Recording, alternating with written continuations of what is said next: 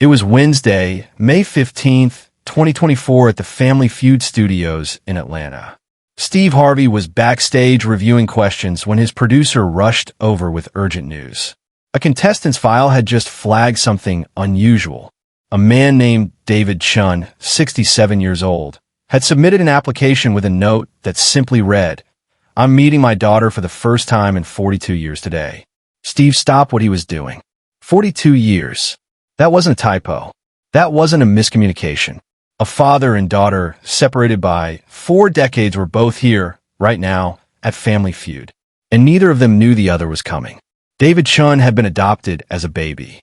His adoptive parents never told him.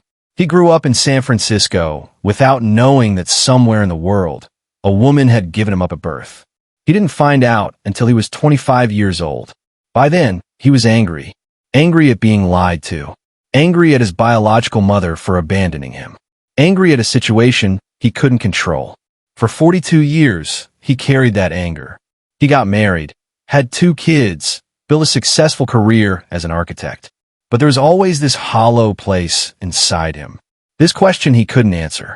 This person he refused to look for, because looking for her meant forgiving her. And he wasn't ready to forgive. But his daughter, Sarah, had found him. She submitted the Family Feud application with a video message attached. In the video, a woman in her mid-60s sat in her living room with tears streaming down her face. "David, if you're watching this, I'm the woman who gave birth to you 67 years ago. I never stopped thinking about you. Not for a single day. I don't expect you to forgive me. I don't expect you to even speak to me. But I'm going to be at Family Feud this week, and maybe, just maybe, you might be there too." Steve watched the video 3 times. His own hands were shaking. On stage, Steve was hosting the taping normally. 2 families competing. Jokes and laughter. Then came the introduction segment. The first family was introduced. Middle-aged folks from Tennessee. Steve shook their hands, asked them the usual questions, made them laugh. Then it was time for the second family. And David Chen walked out onto that stage with his son and daughter-in-law. He was a thin man, gray hair, wearing a suit that looked like he'd bought it especially for this occasion. He was nervous, very nervous. Steve went through the introductions. David son kakid juk. His daughter-in-law smiled. But David was quiet. Steve noticed. "So David, tell me about yourself. Where are you from?" "San Francisco. Been there my whole life. I'm an architect. I design buildings." "Buildings. That's great. And tell me, do you have any family here in Atlanta?" David paused. Too long. His jaw clenched. No, I don't." Steve's instincts kicked in.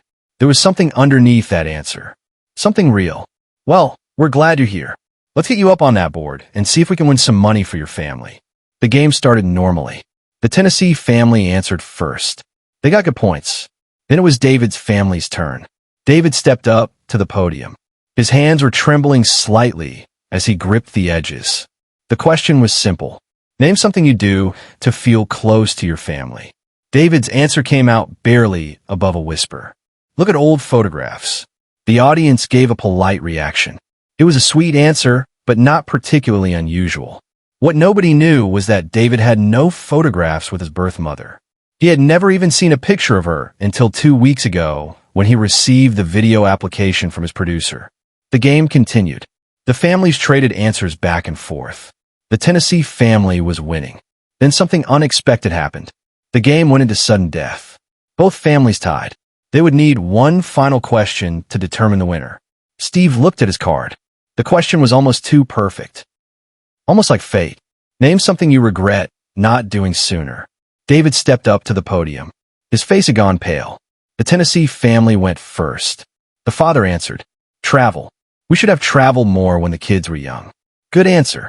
Now, it was David's turn. Steve looked at him. And in that moment, Steve saw something in David's eyes. Some kind of internal earthquake happening. Steve's instincts told him to push gently. "David, what do you regret not doing sooner?" David opened his mouth. Closed it. Opened it again. His voice came out strangled. "Looking for my mother." The studio went completely silent. The camera caught Steve's face changing. His eyes widening. His hand reaching out slightly toward David. "What did you just say?" "Looking for my mother." I've spent my whole life angry at someone I never knew. And I regret that. I regret every single day I didn't try to find her. Steve set down his cards. He was no longer hosting a game show. David, I need to ask you something very carefully. Are you adopted? Yes. I found out when I was 25. My parents never told me. And have you tried to find your birth mother? No. I was too angry. I told myself I didn't want to. But I was lying. I was just scared. Steve walked around his podium and stood directly in front of David. David, would you want to meet her? If she was here right now? David's entire body went rigid. His son stood up from the family section. Dad, what's going on? Steve kept his eyes locked on David. David, your mother is here.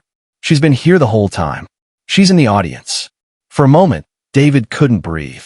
His face contorted with shock and fear, and something that looked like 42 years of pain finally breaking open. What?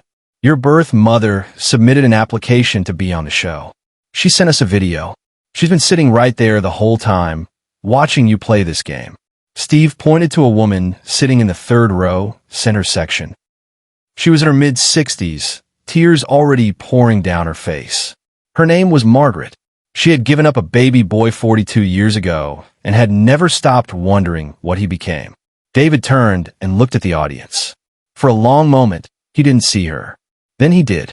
He saw her face, and he recognized something in the bone structure, something in the eyes, something that was unmistakably his. Margaret stood up. Her legs were shaking so badly that her husband had to help her. She started walking toward the stage. The entire audience was on their feet. Nobody was thinking about the game anymore. David walked toward her. They met in the middle of the stage. For a moment, they just stood there, looking at each other. Two strangers who shared DNA. Two people separated by 42 years, now standing close enough to touch. I'm sorry, David said. I'm so sorry I was angry at you. Don't, Margaret replied, her voice broken. Don't apologize. I'm the one who should be sorry. I was so young. I had no choice. And I have thought about you every single day of my life. David reached out and hugged his mother. The studio erupted. It wasn't polite applause.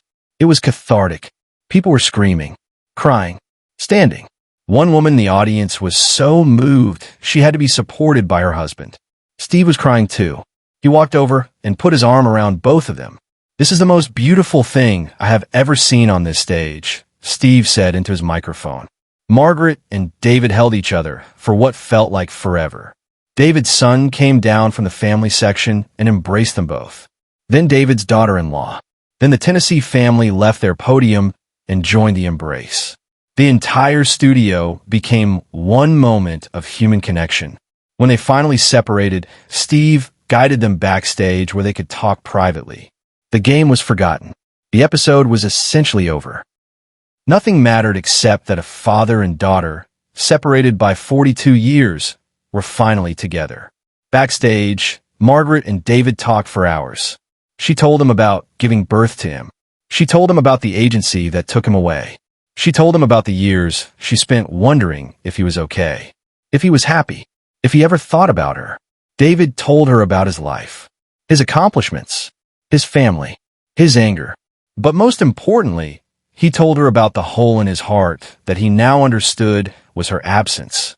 I spent my whole life thinking you didn't want me, David said. I didn't understand what it meant to be young and alone and desperate. I didn't understand that sometimes love means letting go. I wanted you so badly, Margaret said. Every single day. I wanted to find you. But I was told not to. I was told it would be better if I just let you go. But I'm here now, David said. We both are. And that has to count for something. When the episode aired 2 weeks later, it became the most watched Family Feud episode in history within 24 hours. The clip of David and Margaret embracing was shared over 300 million times in the first 48 hours. News outlets picked it up. Major networks ran stories about it. It trended #1 globally on social media. But the real impact happened in the comments. Thousands of people shared their own stories of adoption, of separation, of lost family members they had been searching for, of people they had been angry at for reasons they never fully understood. I was separated from my sister at birth, one comment read. Seeing David and Margaret made me finally reach out to find her. We're meeting this weekend. Another comment. My adoptive parents never told me I was adopted. Watching this made me brave enough to ask them about my birth parents. They told me the truth today. I'm terrified and hopeful at the same time. David and Margaret did a follow-up interview on Steve's morning talk show a week later. They were holding hands the entire time. They had spent the past week together. Margaret had flown to San Francisco. They were making up for lost time. Tell us about the last 7 days, Steve said to them. David looked at his mother and smiled. I learned that my mother is an artist. She paints beautiful things. I think I got my eye for design from her. Margaret squeezed his hand, and I learned that my son is kind and thoughtful, and he forgave me without me even having to ask. Steve turned to the camera. You know, I've been hosting Family Feud for a long time. I've seen people win money. I've seen families have fun together. But I have never seen anything like what happened last week. What I witnessed was not a game show moment. It was a human moment. It was a reminder that we are never truly lost. That family finds us when we're finally ready to be found. The Emma Martinez Foundation received a massive donation from David Chen in Margaret's honor. He funded a program specifically designed to help adoptees and birth parents reconnect. Within 6 months, over 500 families had been reunited through the program. David and Margaret started a podcast together called Second Chances. They interview other adoptees and birth parents who have found each other. They talk about the pain of separation and the joy of reconnection. They talk about forgiveness and love and the ways that family can find you even after you've spent your entire life running from it. David eventually quit his job as an architect and became a full-time advocate for adoption reform. He worked with legislators to change laws around adoptee records access. He spoke at conferences. He wrote articles. All because one day his daughter-in-law convinced him to apply to Family Feud. All because one moment on a game show stage changed everything. If this story moved you, if you have your own adoption story, or if you've ever been separated from someone you love, subscribe and hit that thumbs up button. Share this with someone who needs to know that it's never too late to find your family. Ring that notification bell because there are more stories like this. Stories of what happens when people are brave enough to forgive and humble enough to reconnect. The moment that David and Margaret embraced on the Family Feud stage has become symbolic of something much larger than a game show. It's become a symbol of reconciliation, of second chances, of the idea that love can bridge any gap, even one as wide as 42 years of separation. Steve Harvey still talks about that day. He says it changed his understanding of what Family Feud really is.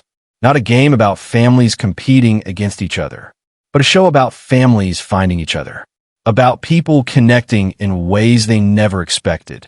If you have a lost family member you've been searching for, if you've been angry at someone for reasons you don't fully understand anymore, if you have regrets about time you didn't spend with people you love, this is your sign.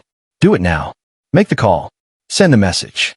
Don't wait another 42 years. Life is too short. Love is too important. And you might be just one moment away from the reunion you didn't even know you needed.